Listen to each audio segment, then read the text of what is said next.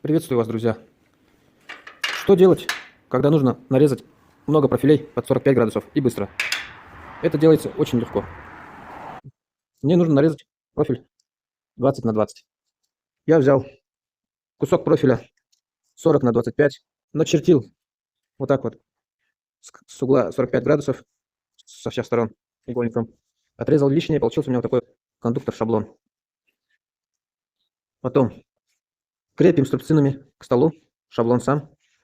С другого конца вставляем профиль, который нужно порезать. Сводим край, крепим струбциной еще одной. Берем болгарку и вот так вот по шаблону срезаем лишнее. Таким образом можно нарезать очень быстро вот такие вот заготовки, которые остается счистить, заусенцы и сварить. Итого вот такие вот у вас получатся ровные углы после сварки.